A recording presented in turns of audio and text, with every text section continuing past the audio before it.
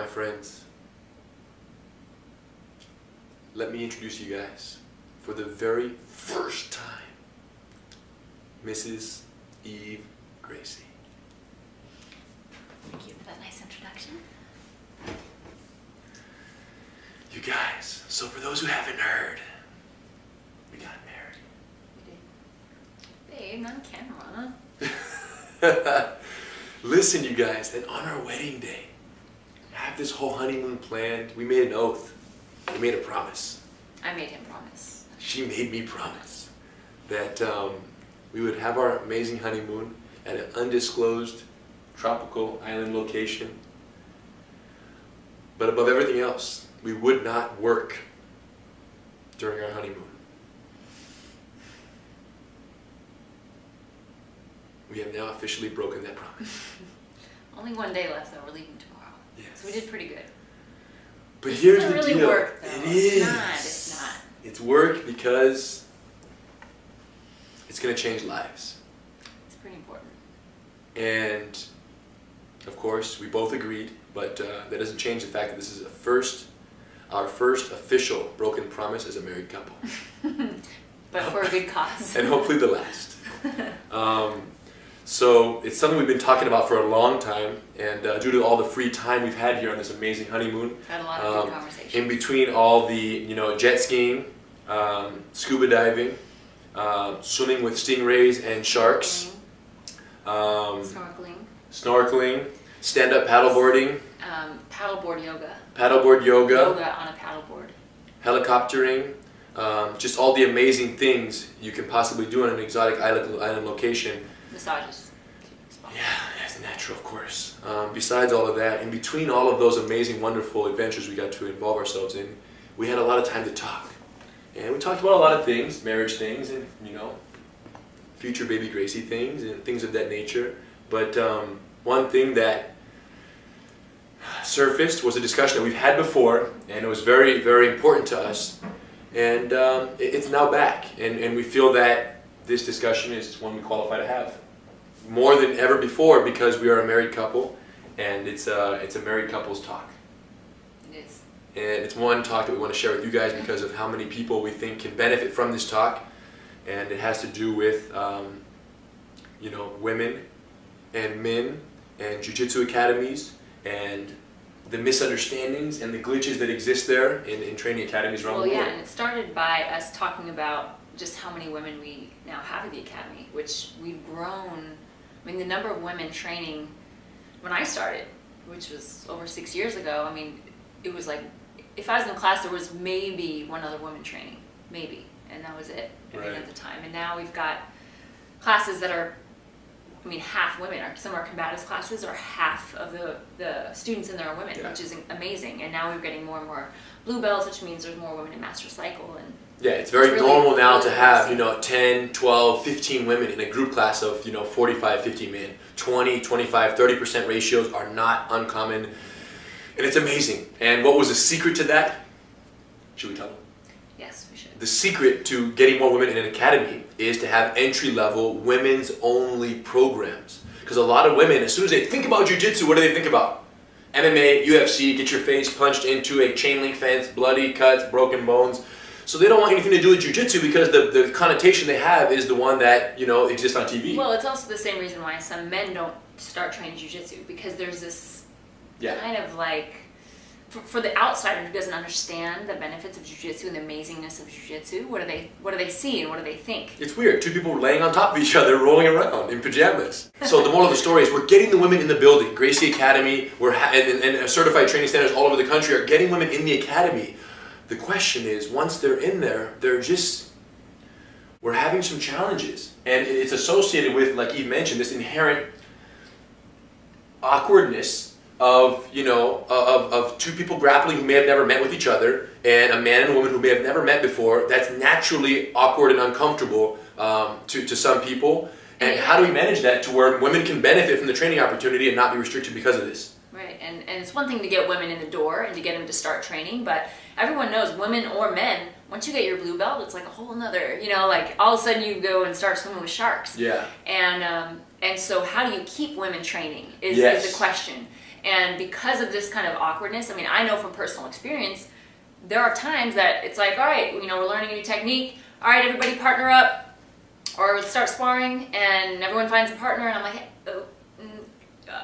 okay, anybody? No? All right. And then I'm standing there by myself, and there's no one, and then I finally see a straggler walk in, and I'm like, hey, you have a partner yet? And then I get a partner. But I mean, this is not like a one time, this happens literally every single time we partner up. And you know, I know it's not just me, right? I know this is happening to women all over the world, all over not just at the Gracie Academy, everywhere. Right. And there has to be something done about it. Not only for the benefit of women, but for men as well. Right, and for the academies, and at the end of the day, what I always think about is, one thing we all agree on and we all know for sure is that Jiu-Jitsu, as we practice it, was created by Grandmasters Carlos and Edu to empower the smaller, weaker individual against a larger, more athletic opponent. And if that is the truth, which it is, then it's fair to say that there is no segment of society that is in more need of and would benefit more from practicing jiu-jitsu than women. Because for men, two men get in a fight at a bar, you know what I'm saying, there's a chance you might fight someone your size, a little bigger, a little smaller, just people act stupid and egos get puffed and they want to get crazy. But if a woman ever has to defend herself in a real threat situation, there is pretty much certainty that the male assailant in that case, the bad guy in that case, is going to be more athletic and just naturally more comfortable with that closeness and that grappling and that wrestling and that thing that he grows up as a boy and as a man. Chances are very strong that that's going to be more comfortable and an advantage for the opponent, which means women need jiu-jitsu almost more than men do in some ways, in some cases. So if we aren't creating academies and training procedures and you know, situations and habits in the academy amongst training partners that are not fully conducive and constructive for the sake of, you know, women getting the same benefits from jiu-jitsu as men do, then what are we doing? What are we doing?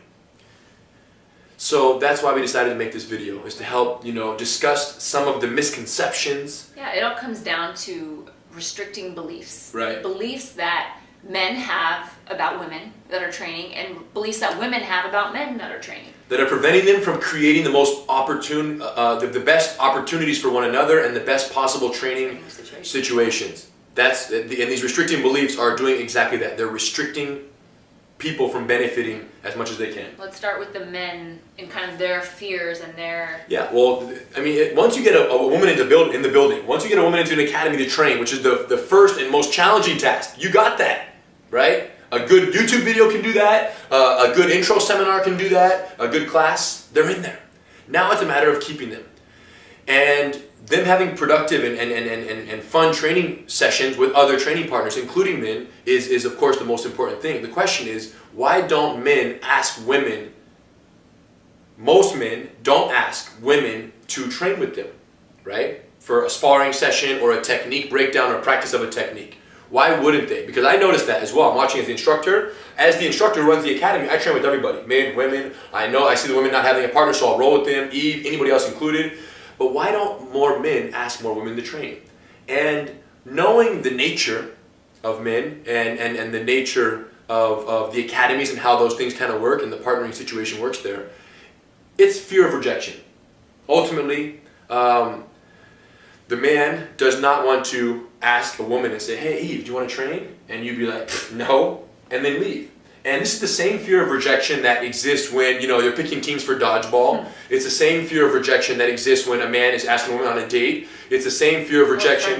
Or friendship. It's the same fear of rejection when you ask someone to help you for anything. Like, hey, can you help me with this? Or, you know, it's the same fear of rejection people fear when they get up and speak in front of a crowd. Huge fear for people speaking in front of an audience. Why? Rejection of the audience. What you have to say is not good enough. So men don't ask women to train because they're fearful that the women are going to say no. And they think that the women are going to say no because they see the women as interpreting their invitation to train differently than other men. Right. When I'm a man and I ask another man to train, if he doesn't want to roll with me or he has another partner, it's like, whatever, it's all good. But when I'm a man and I ask another woman to train, although my intentions might be 100% to train and to be a productive training session, I fear that she might interpret my invitation to train as hitting on her. In other words, I want to be with her. There's an underlying objective there beyond just training jiu-jitsu in that class. And in that regard, if all men think that all women are going to interpret their training invitations as, having this, an invitation for something more than training, or even a sexual connotation, the least bit, if that were true, it makes total sense why people don't ask you to train. Right. Yeah. Imagine that. Imagine if someone really was asking with, hidden objectives and hidden motives to ask Eve to train. That would be very stupid, obviously. Yeah. But that's not the case. It's not happening. It's not. The reality is, any woman who is training jiu-jitsu, number one, and who's signed up for classes in a co-ed environment where there's obviously probably a majority men, it doesn't even cross our mind that a man who's asking us to train is hitting on us. Because why are we there? We're there to train, we're there to learn. So we're hoping for somebody to ask us to be able to partner up and just go through the motions or spar or whatever, because that's what we're there for. We're not there at a bar trying to get picked up on by a guy, right? It's a very different situation. So it is literally the last thing I would ever think. In your 6 years, have you ever felt someone ask you to train and interpret it as them hitting on you? Never once. And I think it's because, why are we there? Once you put your gi on, it's just a different environment. We're all just training partners. You know men, women, you know what I mean? That's the way I look at it personally. Right. So isn't it crazy? Yeah. You don't see anything sexual about it. You don't see anything like, oh, he's trying to hit on me. It's zero connotation there. Yet the number one probably for men that prevents them from reaching out and just treating the women and inviting them for normal training like they would any other man is an assumption of a connotation and an idea and an interpretation that is totally non-existent in the minds of the women who put on the gi or who step on the mat to train jiu-jitsu. If anything, I feel like it's a sign of respect for a man to go out of his way and to ask me to train with him. And hey, do you have a partner? It's like, oh wow, great. Finally somebody who respects me enough to ask me to train with him. That's great. It's the last thing that we're looking at. So that's a myth that must be dispelled, because if it's holding men back from asking women to train, it has to be just done. Think about that. If it's holding men back from asking women to train, think about how something so non-existent and imaginative and falsified is preventing women from getting the training that they so absolutely need. So you heard it from me. If you ask a female training partner under my class, under my guidance, under my academy, or seminar, or whatever, if you ask a female to train jiu-jitsu, never will I accuse you of doing it for the wrong reason. Right. And you heard it from Eve that she has never, and no one she's ever trained with, has ever interpreted or taken it for more than what it actually is, which is just an invitation to train jiu-jitsu. Yes. So if that's a fear, don't let it hold you guys back. Right. Now let's take the look at the flip side, because it's obviously a two-way street. It's not just us sitting around and waiting for a man to ask us to train. As women, we need to ask our training partners. If we want a training partner, we need to ask them to, hey, do you want to partner up? Do you want to train? And whether they're a man or a woman. And so I think that women sometimes are fearful of asking men for the exact same reasons, meaning they fear that they almost may not be looked at as a good enough training partner for the man. They're almost fearful that when they ask him to train, in his head he's going to be like, oh, I got to train a girl again. I'm looking for, they want a fiercer or more stronger or better training partner. And I think that's kind of what a lot of women feel is like, oh, I don't want to ask him if he's not enthusiastic about training with me. If he's doing me, if I'm a charity case for him. Right. So what Eve is saying is that women will not ask to train with men out of fear that they're not good enough as training partners for these men. And what's great as a man, and having seen women grow through jiu-jitsu and having seen... that happens especially when you're first starting, when you're kind of a fresh blue belt. You know that you're like, okay, I got a lot of work ahead of me, right? Well, here's the thing. You're the same as any new blue belt.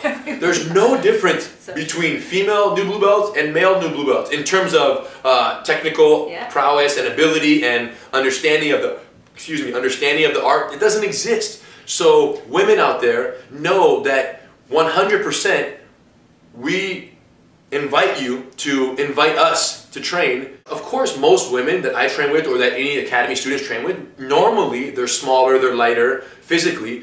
They're just as technical, if not better, because they've always had to overcome these physical challenges. So they figure out ways of doing techniques and things in a way that is more energy efficient than a lot of the male students who climb through the rankings. But what's wonderful about training with women is that it really does allow you to remove the strength from the equation and just let it be purely technical, you know? And that's why I love rolling with Eve, is because it's very much of a opportunity for me to try new techniques, to put myself into holes, let her try a choke, slip myself out of it. So it's a low risk in the sense that, you know, I'm not going to be getting smashed on by someone who's 50, 70 pounds heavier than me, and where I'm only using my bread and butter techniques and I can't explore and try new things. So if you want a very technical roll with a lot of movement, there's no one better than the women who are climbing the rankings and learning the art. So there's no doubt that men appreciate the opportunity to roll with a woman who is, you know, eager to learn, eager to listen, and eager to collaborate more than listen, eager to collaborate with ideas, and ultimately allow these technical fluid rolls that can happen. So I'm telling you, I have more fluid rolls with a lot of women who train, more so on a general, if you add up all the averages, than with more of the men, because a lot of the men, they're so reliant on their strength that they just kind of get clunky and they get stuck certain places. So women, basically, the bottom line is that while we're thinking like, oh, he's not going to be, you know, he wants a better training partner. No, men should be so lucky as to have us ask them to roll, right? Meaning that we're obviously just as technical, sometimes if not more. I think that another reason why some of the men don't ask women is because they think that women only run a roll with other women. You know, a lot of men, because they see women only because of these first two reasons, right? These falsified interpretations of the other intentions. Yes. Because of those, typically men and women don't train as often as they should. Right.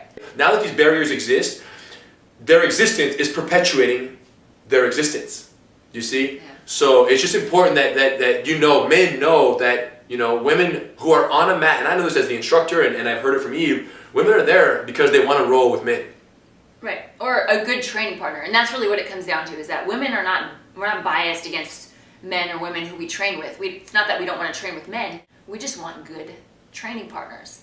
And unfortunately, there are some undesirables, I guess that's what we'll call them. And so there are some men that we don't want to train with. Some women too. And some women too that we don't want to train with. Yeah. And so we're going to label these undesirables, but we've broken them down into four categories, and I'm sure you can identify with these. Everyone has experienced every one of these knows undesirables. One of these undesirables, but we have to mention them because you may not even know that you're one of them, but you should know. And yes. Now just take a look into yourself. Number one undesirable, and probably, anyways, it's the smashers. Yeah. And the smashers, who are they? They're the people who have a strength advantage, you know, when they smash and they become very aggressive. And they literally just roll like, you know, like as if you only exist to be a grappling dummy for their smashing and their aggressive movements. You know? Yeah, and this is especially undesirable for women, obviously, because if I were to come to class and just like want to have an arm wrestling contest with everybody, I would lose, which is okay, you know, like that's understandable, that's okay. But there's a certain point where it just becomes, it's like, all right, enough, like the smashing and just using strength and weight and crushing, it's not even productive. And that's the problem, is that if you get too many of these smashers and too many people who just want to overpower you with strength, it becomes unproductive because I'm not even able to, especially as a blue belt. Even to try something. You know, you at least want to try a couple techniques. You want to be able to try, you want to be able to grow, you want to be able to move and flow, and that just can't happen when someone is doing that. And why do they do that? Because they can, and because they've gotten smashed on, and therefore they want to pay it forward to someone else. And typically, when a man rolls with a woman, he certainly has the physical advantage in most cases. But these guys who do that typically will do that to any person, not just a woman. They'll do it to anyone who have the advantage. But there are sometimes the guys who actually will do it specifically because they're a woman, and almost like, I can't let this woman beat me, or I can't let her tap me, or even get a sweep or do anything. So sometimes they'll actually go more aggro because you're a woman than even if they were training with somebody kind of, it's like, all right, I could accept it if I lost to this person, but I can't accept if I lose to her. And so clearly this is an undesirable thing, because what does that mean? It means they're emotional about it. Sure. Yeah. So then we move on to the stenchers. Undesirable category number 2. And this doesn't need too much explaining. It's just people who just don't have the highest hygiene standards and cleanliness standards and gi cleaning standards. So just don't be that person, you know, clean your gi. Pretty undesirable. And and like, clean your gi, take a shower. Everyone sweats, everyone gets down, but at the end of the day, showers, cleaning gis, not having too much chest hair, just everywhere. But my chest is clean, all natural. Appreciate Listen, that, thank you. But at the end of the day, yeah, it's just, and I think it's not nothing wrong with people who have chest hair. Okay, let's be very clear. It's just it's almost a matter of you have to, as much as what you are, it's how you roll with what you are. You know what I'm saying? And like there's just whether you guys know what I'm talking about. It's how you manage your body and your hygiene and your situations when you're rolling, and you can do those in ways that are respectful and considerate of the person you're rolling with, or you can not. You know what I'm saying? But realistically, it's not just like, oh, this person smells. It's distracting. Like, it can really be distracting to the point where you're like, I can't even focus because.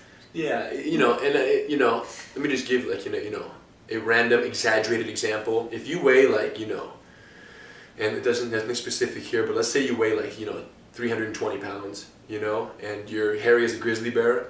And it's a no-gi day, and your t-shirt, your dry fit has rolled up to your chest, and therefore your belly is exposed with the grizzly fur on it. Don't go north-south and place your belly button on someone's face and try to drown them with your belly button in your body, okay?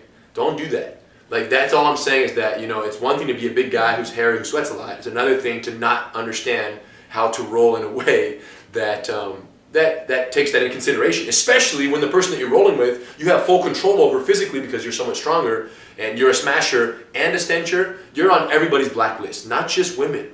You're on everyone's blacklist. But not just because you're weight or hair. No. There are some how you train and how you move and how you There are some heavyweight hairy guys who I love to roll with, who are my brothers, my jiu-jitsu brothers, and who are very considerate of their bodies and their hygiene, and they do what they can, and there are no problems at all for anyone.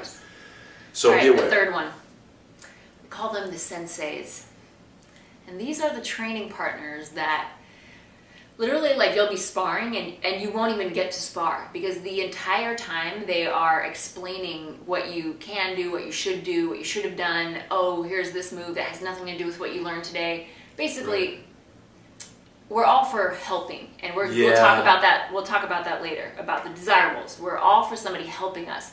But when it becomes to the point where it's almost like a way of them getting out of rolling with you just to explain every single thing that you've done, and it kind of takes away from the experience, and that's undesirable for anyone, and Eve said, we're all for helping. In other words, there's a point where helping becomes too much. Because here's the deal, Jiu-Jitsu is something that has to be discovered. It cannot be translated, it cannot be given, it has to be discovered. We can give you 50%, the other half has to be figured out on your own. So, that being said, if every single movement of the grapple, they're stopping you to tell you what you did wrong and what you should be doing right, you don't even know if what they're saying is true because you haven't felt what wrong is supposed to feel like. And sometimes they're almost doing it to kind of show their power. It's like, oh, here, little one, let me show you the way. Yeah. And it sometimes just feels a little bit demeaning. You know, now, not always. Again, we'll talk about the desirables later. There's no doubt that there's a balance. Super helpful training partners. We're just talking about the senseis, okay? And no offense to all the true senseis out there, but we just thought it was a good term to describe. In Jiu-Jitsu, we don't really use that term sensei, and we needed a term that started with the letter S that that indicated someone who just talked too much during the roll. And that was the term we came up with. Yeah. So then we move on to, undesirable training partner category number 4. And we call them the snipers. And these are the guys who... They literally only want to train with women. Meaning they literally sit there and scope out when a woman is available and they will only train with them. Now, let's explain this a little further because it's like, okay, you guys are contradicting yourself, right? First you're saying men need to ask women, now you're saying men shouldn't only ask women. Can't ask women too much, yeah. But there's something about it. It's like, if you're not training with men, you're literally only training with women, it's a little bit of a red flag. Yeah. Because I'm going to need you to just, it's like, okay, if you enjoy rolling with, have a woman training partner you like, that's great. But when you just sit around and wait, and then usually these snipers are also the senseis.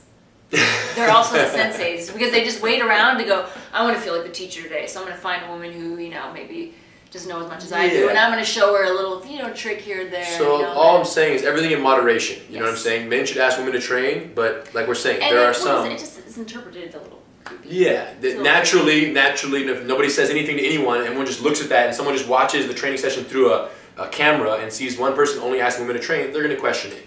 So again, this has never led to anything crazy or any kind of major sexual anything. Nothing. It's just a little weird. A little weird. Snipers. So smashers, stenchers, senseis, and snipers.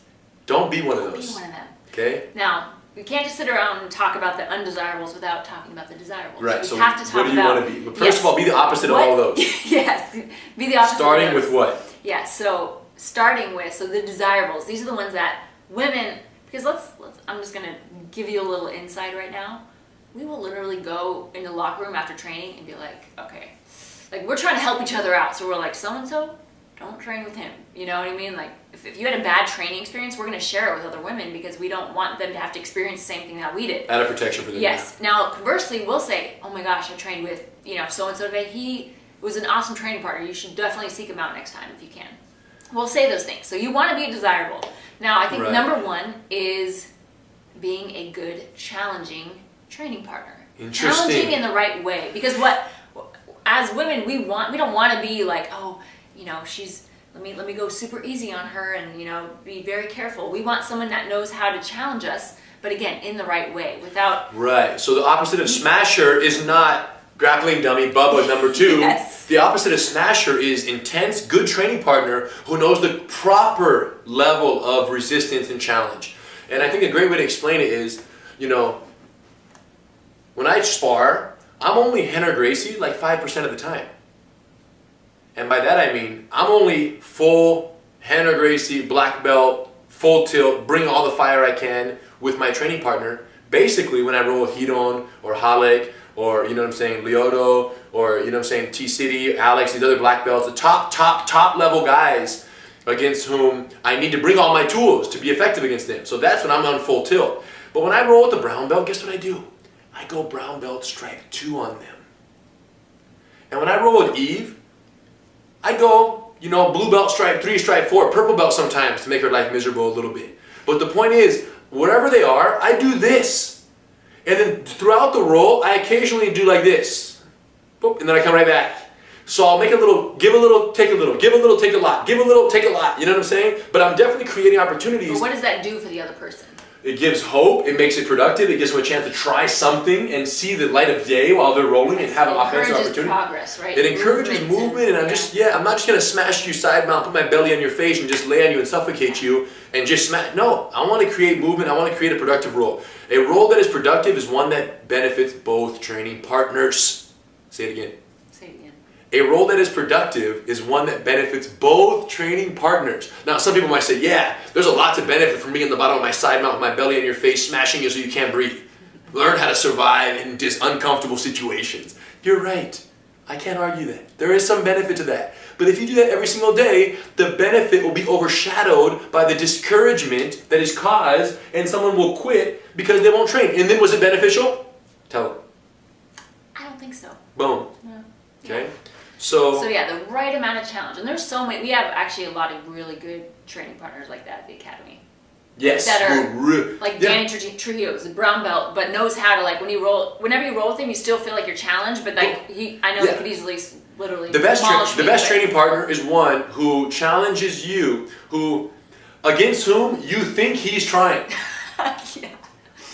Do you see what I'm saying? Yes. You see what I'm saying? Danny's probably the most desirable training partner in the whole academy, and I hope he sees this because it's true, and everyone talks about him, and whether you're man or woman, you like to roll with him because he goes hard, but never to the sacrifice of safety, and in a way that always makes you feel like he's really giving you 100%, and even if it's a new blue belt or, an advanced white belt or whatever, or a purple belt, he always can make himself perfectly dynamic so that they feel like they're really fighting someone, but really he's bringing himself to their level. And if they catch him during that process, he's like, man, that was a good catch. Yes. Man, and you're like, wait a minute, did I just catch this guy or did she let me?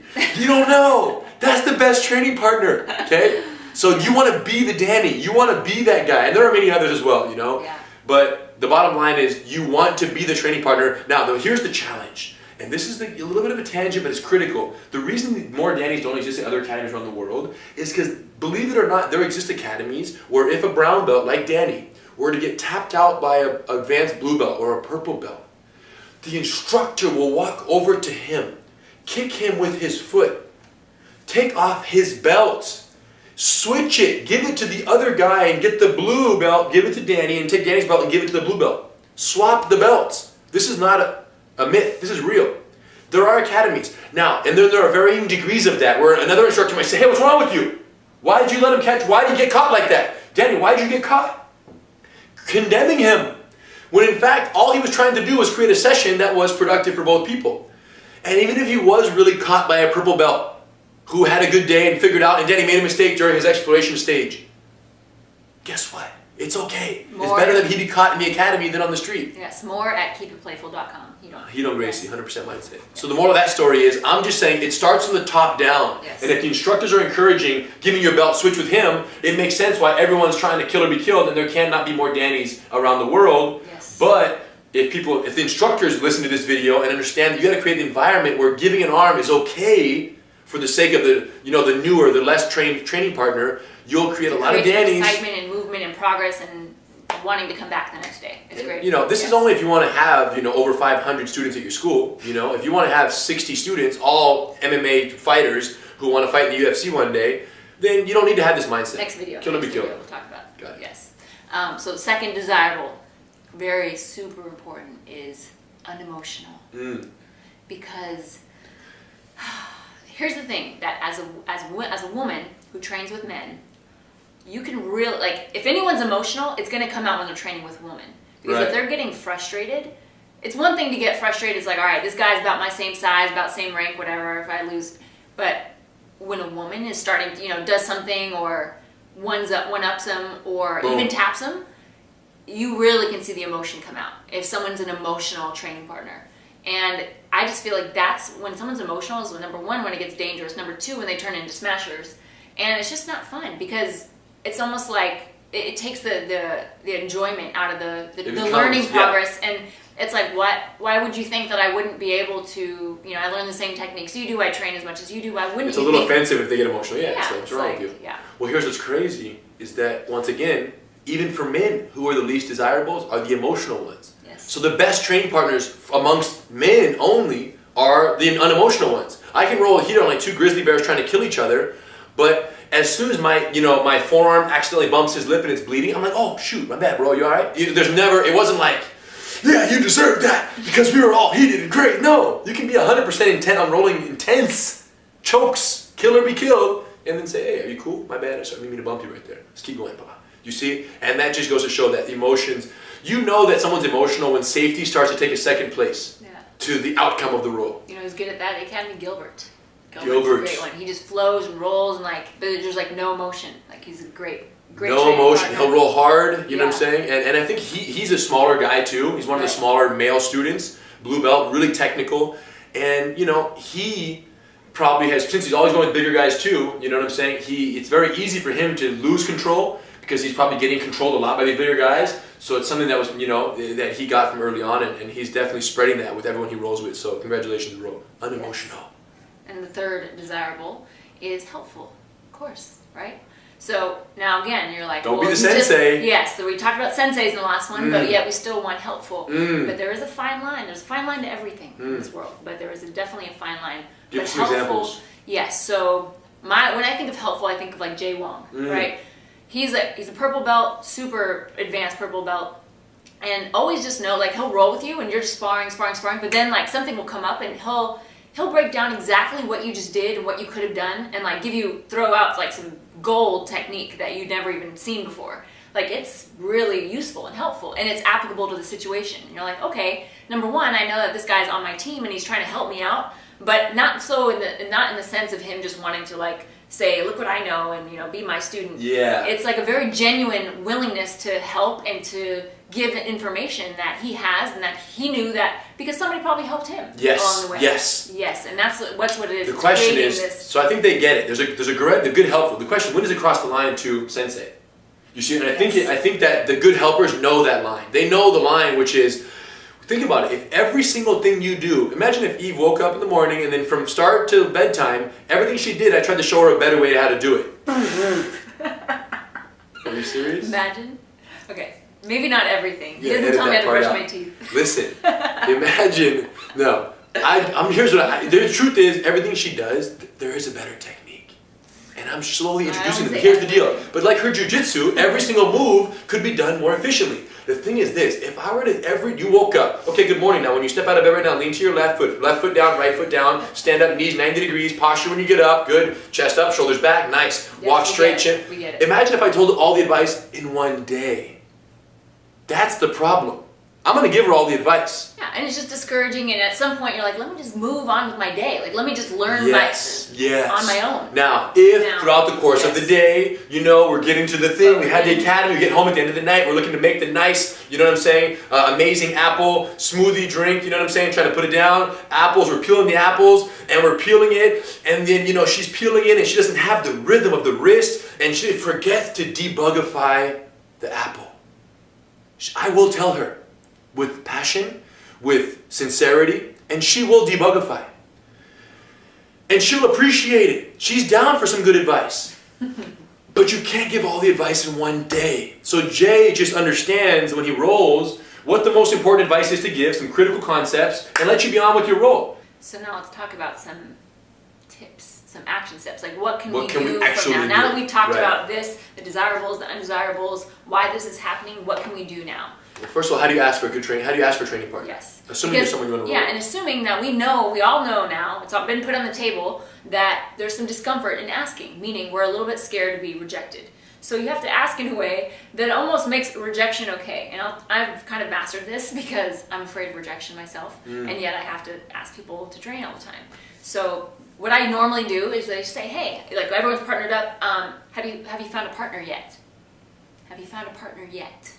Because then It's very open-ended. It's very open-ended, and then it's just like, oh yeah, but my partner's in the bathroom. Basically, I kind of give them an out. If for some reason they do feel uncomfortable to train with me, I'll never know, and that's all I care about. I don't want to know if someone feels uncomfortable training with me, so I almost give them an out to say. By giving the very open-ended, you have a partner. Yes. Number one, I can say my partner's in the bathroom. Number two, I can say I'm not going to roll this round.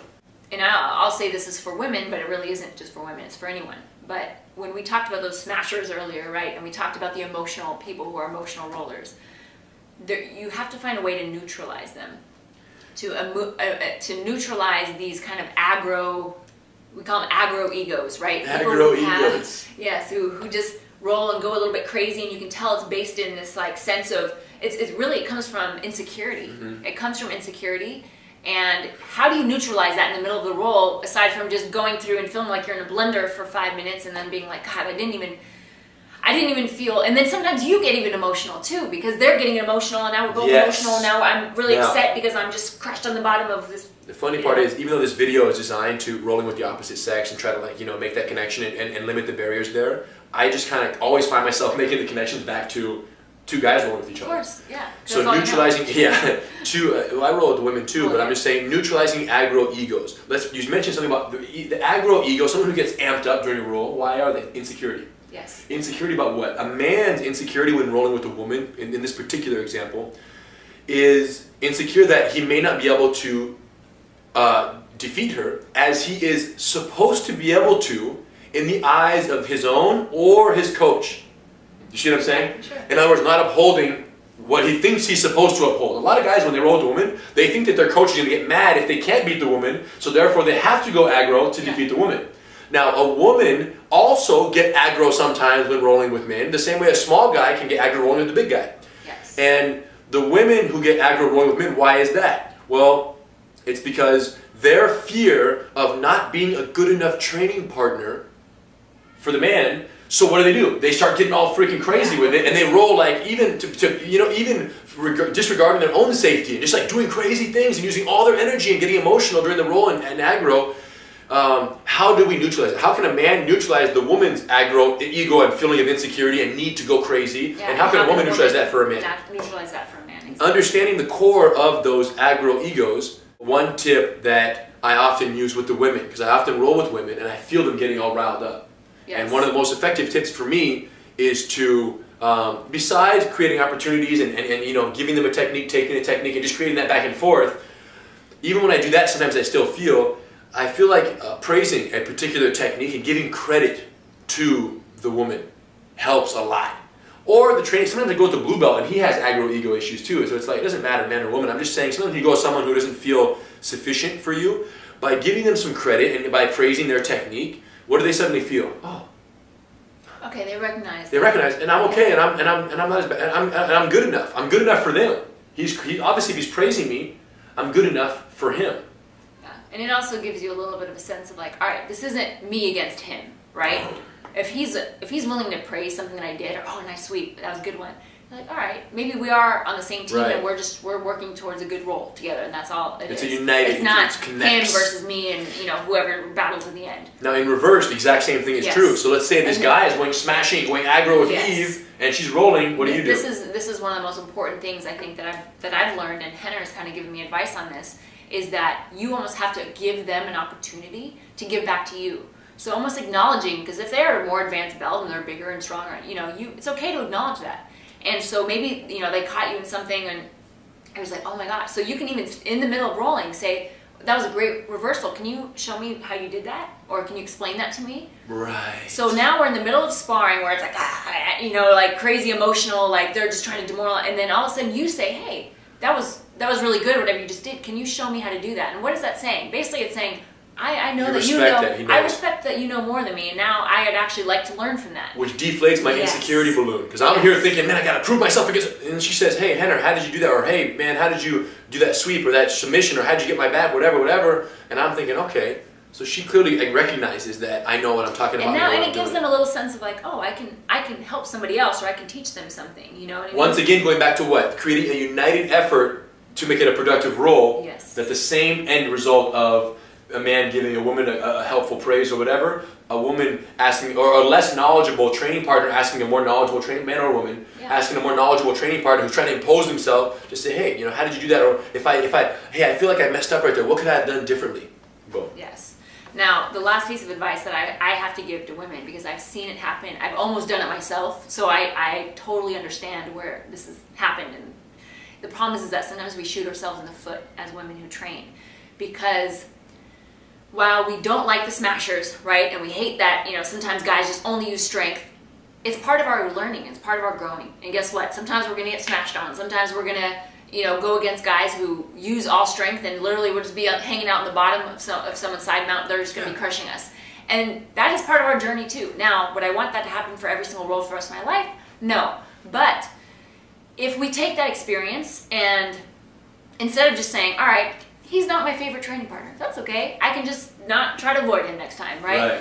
Instead of doing that, and sometimes women, they just kind of act out, or they get really emotional about it, or they make a scene, and they go, and they like kind of complain about it and whine. Men too. Yes, and men too. So basically, and then sometimes what happens is that because the women are getting frustrated during the role, we get emotional. And then we get a little aggro. And then what happens? Because we're getting aggro, now they're going aggro. And now we're going wild out, and then they're like... So it becomes, and then we get upset because they overpower us and then they're like, oh, he's a smasher. Why are you using too strength against me? So when maybe from at the beginning, if it started off as like kind of a natural flow with technique and just movement and a little bit of juice here and there, maybe he would have matched us equally. But instead, because sometimes we get a little too crazy and a little for better or worse, it got to the point where he is aggressively using his energy and submitting you and defeating you and overcoming your resistance. But the worst thing is to just kind of, act out or act like, oh, he hurt me, or, sometimes we kind of, we overreact and maybe...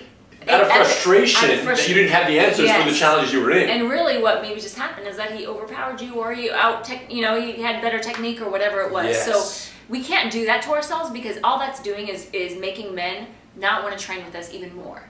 So we have to, even when we are not enjoying the role, we have to just kind of suck it up, and then, we can tell our friends, or you can tell yourself. You can just say, I don't want to roll with him anymore. Mental note, I don't think I'm going to roll with this guy anymore. He's not my favorite training partner. Totally cool. But what you don't want to do is to blow it out of proportion and say, oh man, this guy is crazy, you know what I'm saying? This guy, talk about it, everybody, God, he uses so much strength, he has no technique, and you all of a sudden, because now what is everyone else thinking? If I roll with her and I submit her, she's going to basically tell everyone that I have no strength and I have no technique and I'm pure strength and I don't know what I'm doing. In other words, don't be a crazy whiner, straight up. And this is not women, this is for men also. And there have been guys who come to me and be like, hey, oh my gosh, the guy with this and that. gosh, like a blue belt taps a purple belt, or a blue belt taps a higher level blue belt, 1 or 2 stripes higher than him. And the smaller guy who's 1 or 2 stripes higher got defeated because the guy was so strong, and whatever the reason is, or technique or whatever, and he got frustrated. So he got emotional about the fact that he didn't do as well as he expected to. But at the end of the day, you just got beat. It's okay. Get up, go do it again. You know what I'm saying? You don't have to go blow it out of proportion and make it seem like that guy did something wrong. No. And at the end of the day, even if you got submitted and defeated by someone who outweighs you by 50 pounds and smashed, so to speak, guess what? That's productive. You need to experience that sometimes to know where you need to work towards to eventually be able to overcome, because guess what? On the street, he's not going to be gentle with his weight. Men and women. This guy's not going to hold his weight back and, not put his hairy chest in your face, or not grab you in a headlock, with his sweat or smell or whatever. Like, it's going to be crazy. So the point is, you eventually want to work towards those. So when you have an opportunity to train with someone who is less than desirable, rather than condemning them and, blowing it out of proportion, trying to embarrass them to make yourself feel better, instead take it as an experience, as a learning experience, and maybe hold off on training with that person every week, and just know that they go in a different category, but be very careful not to blow it out of proportion. Not because, although that might protect your ego in that particular day and moment, guess what? It's going to put you on a blacklist for other training partners. They're going to say, wow, don't roll with him or her, because if they lose, they get crazy and they blow it out of proportion.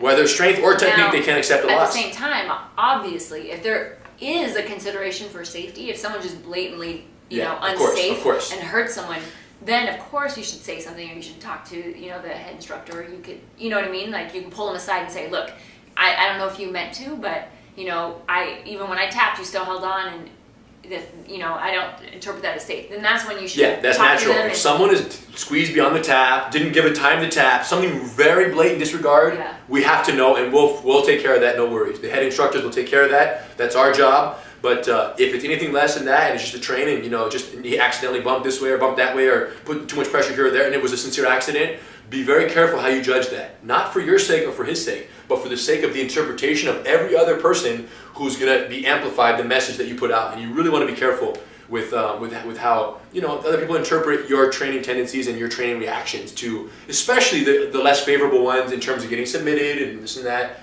But that's it, my friends. You don't want to be blacklisted by anybody. The same way the undesirables, get blacklisted, you can get blacklisted from other people not wanting to train with you simply because you overreact to losing. And as women, I have to speak to the women specifically that we can't create any more barriers to men wanting to train with us. Than already exists. So we basically have to try to be the best training partners we can be, because we've got an uphill battle ahead of us, in terms of finding more male training partners that are willing to and open to train with us. Yeah, so at the end of the day, the whole point of this video is to create more connections. And we're not pointing fingers at any particular person, unless there were a couple of good fingers that we pointed at some good people who are great training partners. Yes. At the end of the day, we're just trying to make more connections, and we're just warning you, and take it for what it is. You know what I'm saying? Take it for what it is. And of course, there's going to be, there probably will be women and people who watch this and say, well, I want everyone to treat me exactly the way we would treat, anyone else or any man, and don't treat me any different because I'm a woman.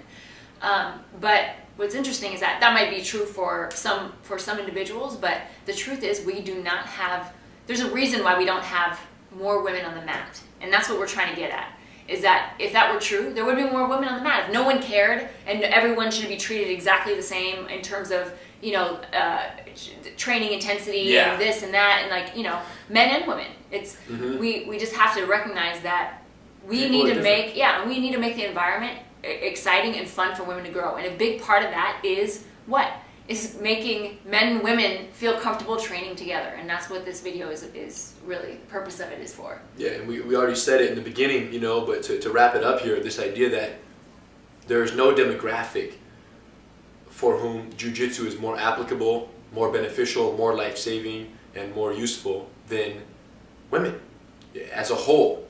And, if we're not creating, training environments that are welcoming, friendly, cooperative, and conducted in a way that is safe and respectful for, men and women alike, where Jiu-Jitsu is not serving its most important purpose, is the way I'd like to say it. And there's no doubt that there is a natural awkwardness in Jiu-Jitsu. Normally in America, it's hi, nice to meet you, we shake hands, and that's pretty much it, And to say hi, nice to meet you, can I choke you? and then jump on their neck and be cross-choking them, or like, okay, yeah, get in my guard and let's go. You know, it's just, it's not a It's like, let's just grapple on each other with our legs wrapped around each other. It's not normal to the outsiders.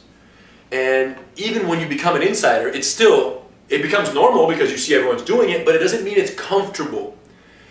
And what I'm getting at is,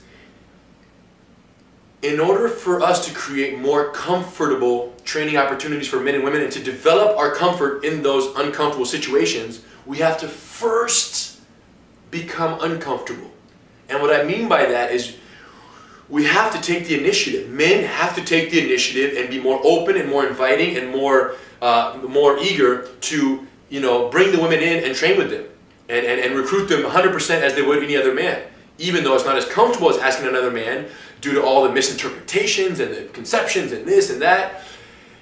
Even though it's not as comfortable, even though it's uncomfortable, we have to do it in order to help the women develop comfort in the uncomfortable situation of being close in a real fight against a man. Yeah. We need male training partners. We need male training At partners. At the end of the day, we need you. So if they ever expect to use these techniques, it's going to be against someone larger, stronger man. And they know that, and that's why they're there. Yeah. So we have to become uncomfortable to help create more comfort. Yes.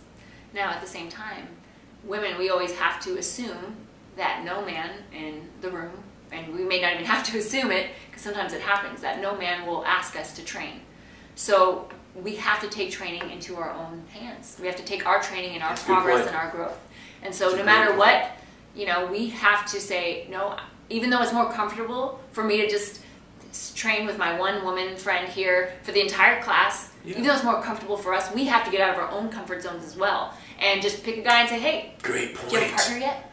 And we have to come out of our comfort zones as well. And it will help us with our training, with our progress, and hopefully help the environment of men and women training, not so awkward and, no misconceptions. It's crazy because all the awkwardness only come from misconceptions that are totally falsified. That's what's crazy. We're all being held back by such falsities and such hollow truths, non-existent truths. And what's crazy is that we've only made this video so that every dedicated jiu-jitsu man or woman watches it and then reaches out and helps someone else. Yes. If everyone watches this, we're set, number one.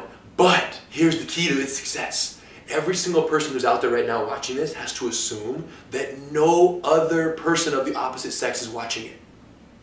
In other words, if every man who watches this assumes that no woman has ever seen this, we take the responsibility amongst ourselves to be the ones to say, hey, my friend, to whatever new white belt or blue belt who just joined the Master Cycle, say, hey, come over here and roll with me.